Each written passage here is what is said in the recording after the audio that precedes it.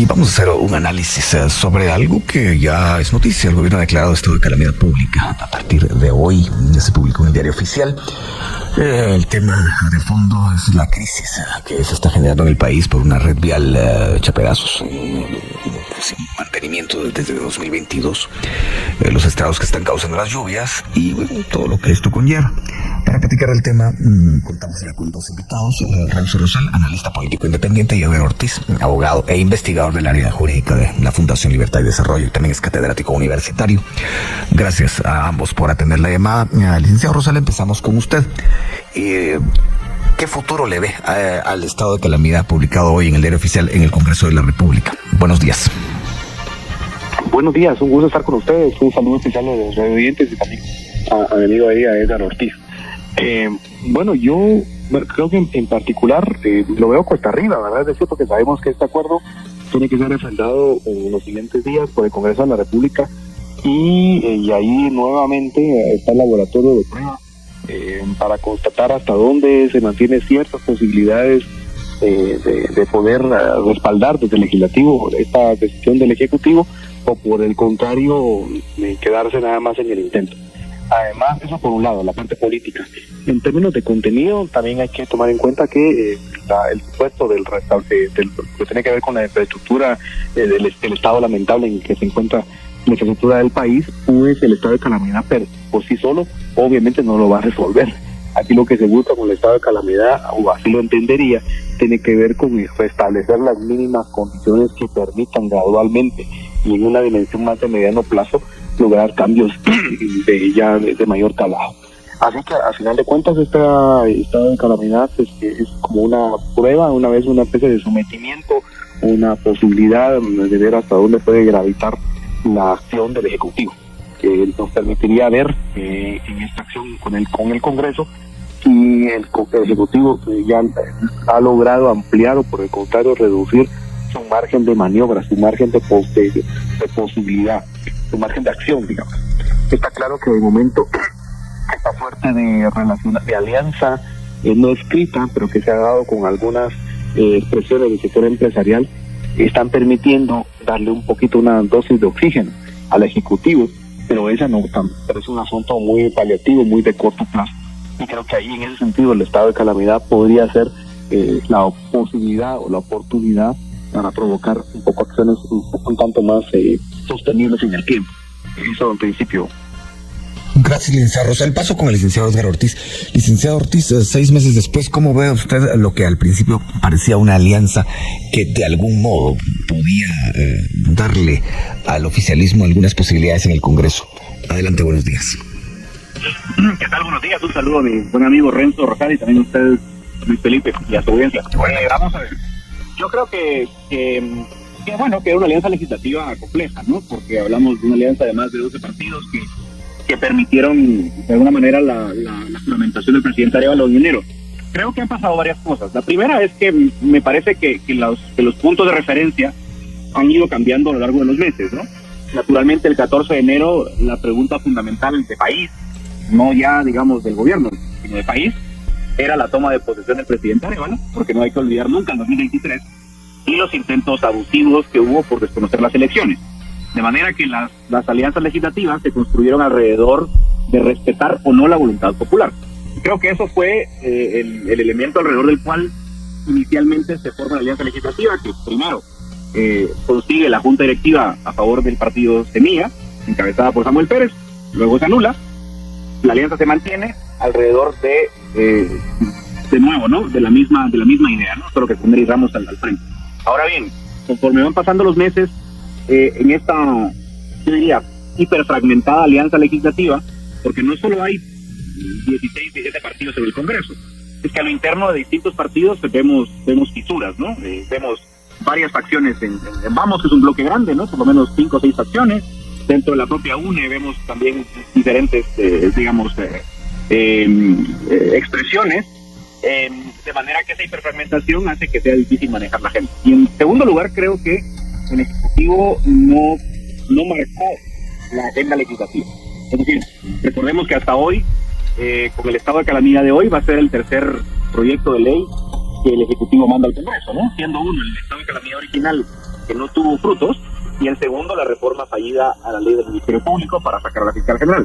Fuera de eso, el Ejecutivo no ha marcado la agenda legislativa, y creo que eso ha provocado que la propia dinámica, la propia agenda legislativa venga al interno del Congreso, no del Ejecutivo, no en función del plan del Ejecutivo, sino en función de los intereses dispersos, diversos, de varias expresiones del Congreso que tienen algún poder de negociación. Bueno, paso con el licenciado Rosal. Licenciado, usted hace un momento, el estado de calamidad no lo resuelve todo. Y la pregunta aquí es, si el estado de calamidad no pasa, ¿a quién le pasaría la mayor factura, políticamente hablando? ¿A la presidencia, al Ejecutivo o al Congreso? Bueno, creo que en buena medida a la presidencia de la República, ¿verdad? Estoy hablando de las consecuencias que podría tener esto, digamos, carreteras, etcétera. Claro. Creo que ese es un punto fundamental, porque está claro cómo en las últimas semanas, casi que yo diría como un continuo, desde antes de la toma de posesión, pero ahora ya con las nuevas autoridades, nueva legislatura, etcétera, llevamos 6 meses de un conjunto de acciones orientadas a descolocar al actual gobierno, casi que a dejarlo en estado de inanición, a afectarle muchísimo su nivel de gravitar, digamos. Y por lo tanto, bajo el escenario de que el Congreso le pudiera decir no a esta propuesta del Ejecutivo, el Ejecutivo creo yo que es el principal afectado, porque es al que al final de cuentas la ciudadanía le pide cuentas al gobierno central para que haga, deshaga, con acuerdo y sin acuerdo, o sin acuerdo, las circunstancias tan hecha pedazos por las que se encuentra el país, y que este invierno 2024 desde ya lo está dejando advertir, digamos, cada vez más ese nivel de dramatismo. Así que creo que el principal pagador de cuentas es el Ejecutivo, particularmente en la figura del presidente de la República, y en un segundo término del ministro de Comunicaciones, Infraestructura y Vivienda, y del resto del gabinete, pero especialmente a ellos dos. Creo que el Congreso, a quien le podría representar un cierto nivel de desgaste, es a quien se erosiona, es a la figura del presidente del Congreso, Nery Ramos, quien llega ahí primero con una suerte de articulador o de respaldo del mismo oficialismo, pero que, aunque creo yo que en la práctica ha intentado llevar a cabo una gestión más o menos positiva en el Congreso, las cosas de aquí en adelante ya no son probablemente las mismas condiciones. Además está en juego también su continuidad como presidente del Congreso en la próxima junta directiva o el cambio. Entonces creo que eso haría que también es otro de los factores, digamos, afectados, pero en ningún caso con el mismo nivel de afectación que tendría el Ejecutivo. Salgámonos por un momento del Congreso de la República, licenciado Ortiz. La semana pasada las cámaras empresariales le pidieron a la presidencia, al Ejecutivo, plazos y planes concretos para enfrentar el tema de la red vial. ¿Esto podría de alguna manera aprovecharse por parte del Ejecutivo como para hallar algún tipo de alianza, hacer algún tipo de alianza con el sector privado para enfrentar esta crisis? ¿Licenciado Ortiz está con nosotros? Creo que... ¿Ahora sí? Sí, ahora sí, estamos. Adelante. Estaba silenciado. No sé si se escuchó la pregunta, pero... Sí, la escuché. Yo estaba silenciado, perdón. Adelante. Bueno, a ver, sí, yo creo que el sector privado en temas de infraestructura es siempre un aliado natural, ¿no? Es decir, la infraestructura, por supuesto que es un tema de país, por supuesto que es un tema que nos afecta a todos, pero obviamente quienes sufren con mayor frecuencia y de forma más directa el estado calamitoso de la infraestructura es lógicamente el sector privado, a todo nivel, ¿no? Exportadores, importadores, comerciantes, industriales, todo el mundo utiliza la red vial de infraestructura portuaria, y creo que por esa razón obviamente es un aliado natural. Ahora, yo creo que ahí hay que aprovechar varias cosas. Primero, creo que hay que colocar en la narrativa, para que, si el gobierno quiere tener éxito, ¿no? Tendrá que colocar en la narrativa, conectar claramente el estado de calamidad con algunas obras concretas, ¿no? Con qué pasos va a liberar, con qué obras va a reparar, pero por otra parte ofrecer un plan de infraestructura, digamos, a mediano plazo. Es decir, ya sea modificando legislación o en alguna otra figura que ellos consideren que les va a permitir ejecutar. Hay que reconocer que el Ministerio de Comunicaciones está en una situación calamitosa también, y eso explica el estado de la red vial. Y creo que por muy buena voluntad que hay, que yo veo al interno del Ministerio de Comunicaciones, ellos saben que no es fácil rescatar la red vial bajo las condiciones existentes dentro del marco de intereses creados, y por eso creo que habrá que pensar cuál es ese gran cambio que se propone para que el Ministerio de Comunicaciones pueda operar. Yo dudo que por mucho que hay extrema capacidad en MICIDI, sin apoyo de otros sectores, sin apoyo del Congreso, no va a ser posible levantar la red vial, ¿verdad? O sea, yo creo que los problemas ahí son tan grandes, estructurales, la propia ley de contrataciones, entre otras cosas, que definitivamente es una oportunidad clave para buscar cambios estructurales dentro de la infraestructura del país. En este caso, licenciado Rosal, partiendo de lo que estamos conversando y viendo el reloj, que nos quedan un par de minutos para la pausa, ¿qué tendría que hacer el Ejecutivo? ¿Cuál tendría que ser la estrategia legislativa para realmente intentar que este estado de calamidad pase? Bueno, yo le tomaría ahí la palabra a lo que plantea Edgar. Yo diría que es focalizar y ser mucho más específico en el alcance que tendría el estado de calamidad, si el Congreso lo aprueba, y porque además estamos hablando de que no de algo de un fenómeno que ya pasó, sino que sigue pasando, y me refiero a la temporada de lluvias, y que esto va a alcanzar por lo menos hasta el mes de noviembre, y por lo tanto no se puede anticipar realmente qué otras cuestiones van a seguir surgiendo en los siguientes días, en las siguientes semanas. Ante esa imposibilidad de poder prever con detalle, pues de momento diríamos que con lo que tenemos el estado de calamidad permitirá A, B y C. ¿Cuál es el A, cuál es el B y cuál es el C? Eso es fundamental, porque si lo dejamos muy abierto, tal como está previsto en este momento, implementar acciones a escala nacional, para prevenir, mitigar y atender daños derivados, pues sí, pero es demasiado genérico. Creo que hay que especificarlo, por lo menos hasta donde lo tenemos ahora. Y lo otro que es importante, eso es un tema de comunicación, es un tema de comunicación, en principio, para vender adecuadamente bien la idea ante el legislativo, pero también para que la ciudadanía lo entienda, lo comprendamos adecuadamente, porque lo que hoy podría quedar en el aire, como ha quedado en otras ocasiones, es el estado de calamidad, ¿para qué sirve? ¿Sí? ¿Cuál es el valor agregado de un estado de calamidad? ¿Qué diferencia hay entre atender una emergencia con estado de calamidad o sin estado de calamidad? Y esa pregunta ha quedado ahí sin respuesta, sin mayor respuesta, digamos. Y siempre lo que otros sectores lamentablemente utilizan es solo ver la parte de la limitación de derechos, que se limita el derecho a la libre locomoción y esto y lo otro, y eso es cierto, pero solo ven como esa parte y no ven la parte sustantiva. Creo yo que en esta ocasión, de momento, el Ejecutivo, yo por lo menos no lo he escuchado en las últimas horas nada al respecto, creo que tendría que adecuar su estrategia para vender y plantearlo con mucho mayor detalle los alcances de este acuerdo, y que también y también los límites, para que no se quiera pensar que una vez que el estado de calamidad sea aprobado, pero pase durante, 3 meses, 4 meses, esto, y vamos a encontrar con que la infraestructura del país va a ser otra. Eso evidentemente no es posible hacer. Es momento de pausa. Le pido tanto al licenciado Rosal como al licenciado Ortiz que se queden en línea. Precisamente vamos a volver con una pregunta para el licenciado Ortiz, así que a la audiencia le pido también que se quede por acá. Es el estado de calamidad que ya publicó y declaró el Ejecutivo de frente a la crisis que está enfrentando el país en la red vial y la situación de las lluvias.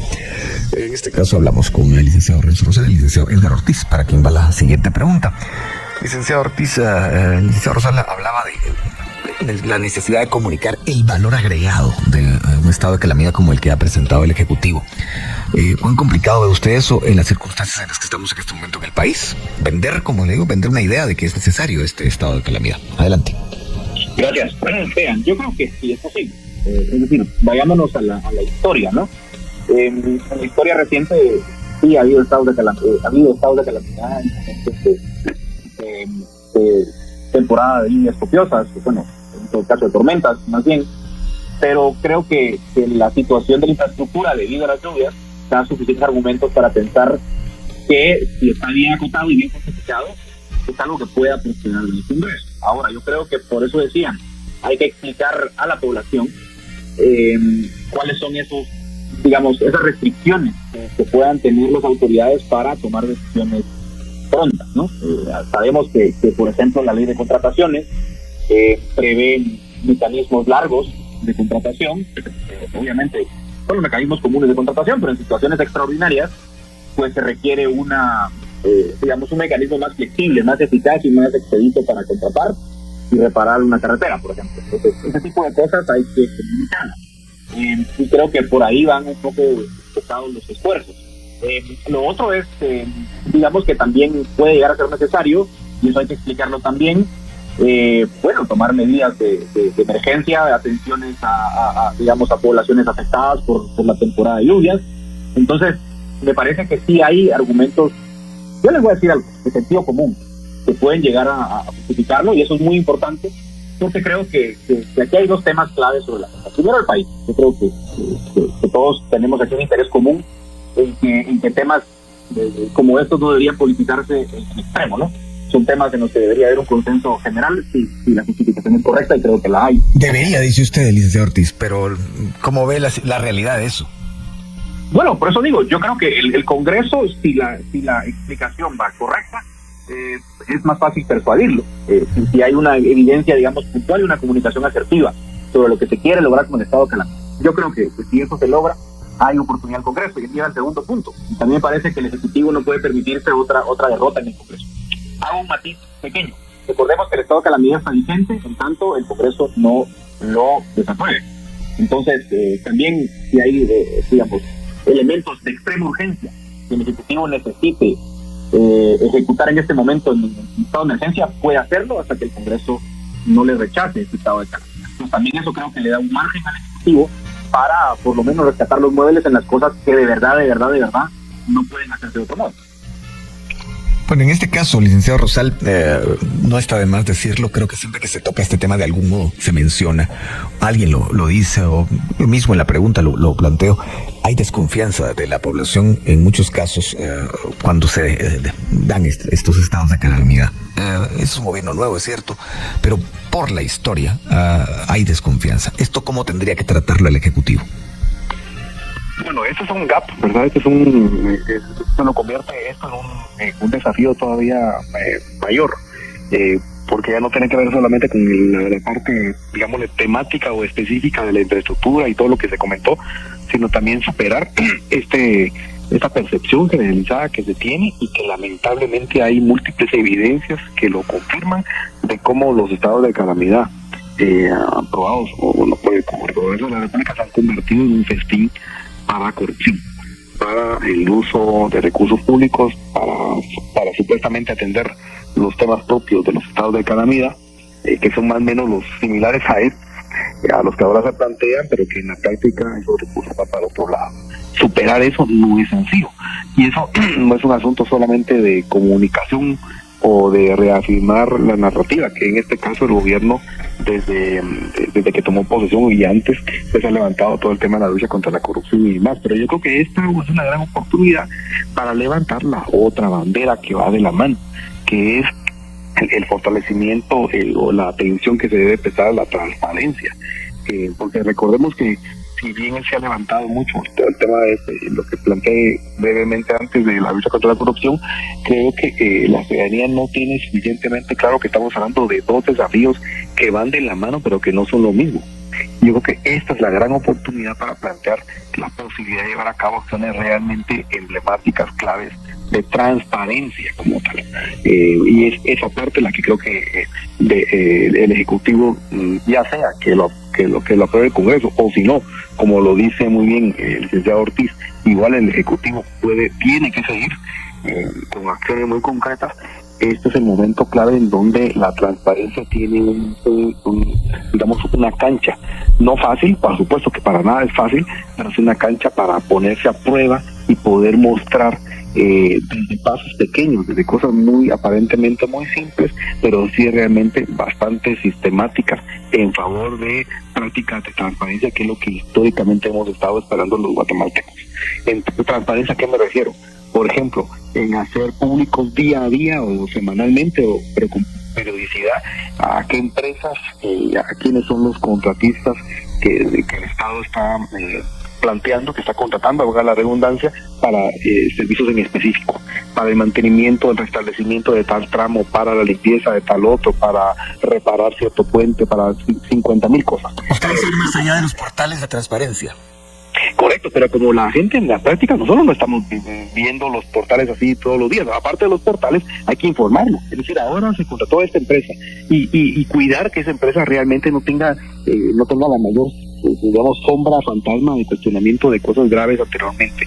Decir por qué monto, que haya un ejercicio de auditoría ciudadana, que la ciudadanía pueda acercarse a esa obra y decir, bueno, sí, es cierto, está trabajando. O miren, perdonen, pero aquí se dijo que se iba a reparar tal puente y ya pasaron 2 semanas y no hay ni sombra de esa empresa. Ese tipo de cuestiones que son muy de involucramiento de la ciudadanía, muy prácticas, muy de herramientas, muy de datos, creo que esa es la oportunidad que se tendría para ponerlo en práctica, precisamente en la institución o en el ámbito en donde lamentablemente, más acciones de corrupción hemos tenido en los últimos años, en las últimas décadas. Me refiero a la infraestructura vial. Eso ya sabemos que es un orificio negro y ponerle luz no es tan simple, pero esta es una oportunidad espectacular, digamos, para poder comenzar a restablecer algo de transparencia en este ámbito. Paso ahora con el licenciado Edgar Ortiz y me baso en sus palabras precisamente para formularle un par de preguntas o una pregunta en 2 etapas. Licenciado, usted decía hace un momento que el Ejecutivo no puede permitirse otro revés en el Congreso. ¿Qué ocurre si en efecto tal cosa sucede? ¿Cuáles serían los efectos para el Ejecutivo? Complejo, porque para empezar yo creo que sería un alejamiento más de posiciones entre el Congreso y el Ejecutivo. Hemos visto ese distanciamiento desde la presentación de la iniciativa de ley orgánica del MP, por ejemplo. Ahí vimos un primer distanciamiento con el Congreso. La ampliación del presupuesto, por ejemplo, no ha tenido un buen puntuaje, ¿no? Ya tiene el dictamen de comisión y parece que lleva un camino, digamos, difícil.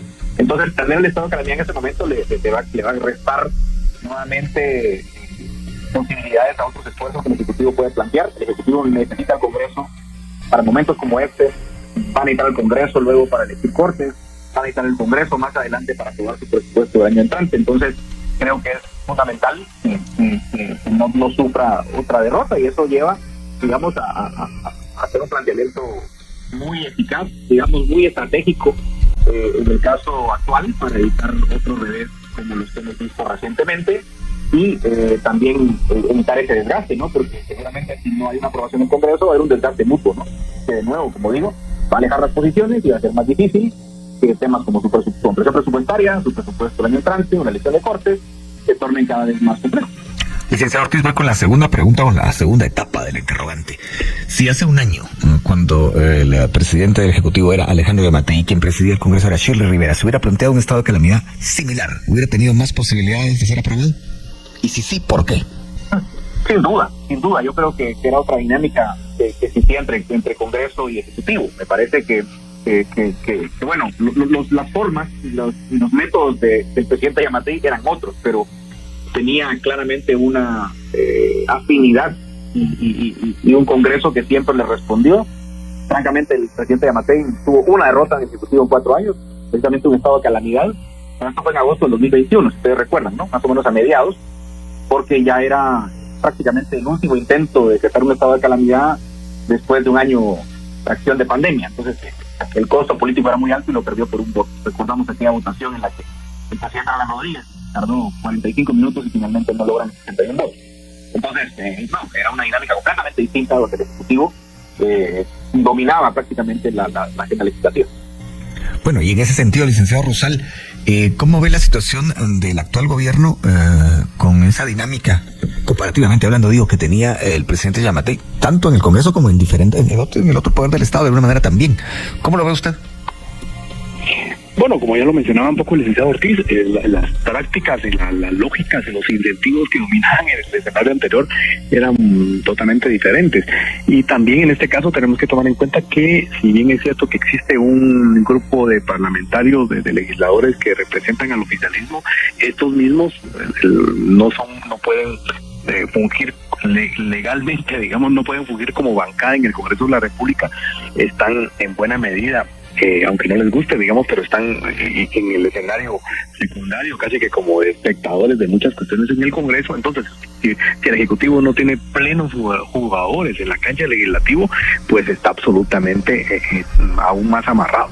Si depende de la gestión del actual presidente Miguel Ramos y de alguno que otro diputado, pues también eso es demasiado impreciso, digamos, es un asunto que no hay capacidad estratégica para poderlo manejar con suficiente claridad. Por lo tanto, la situación es totalmente diferente entre una y otra, y a pesar de que no ha transcurrido en tiempos tanto, pero sí, diametralmente la correlación de fuerzas es significativamente menor en esta ocasión, sumado al hecho de que existe en el ambiente la idea bastante generalizada en una buena parte de legisladores de que cualquier cosa que el Ejecutivo hay que oponerse, con razones y sin razones, simple y sencillamente para dificultarle, es decir, si aunque no querían, tomó posesión el presidente Arévalo, pero sí dificultarle de principio a fin su gestión y de hacerle la vida imposible.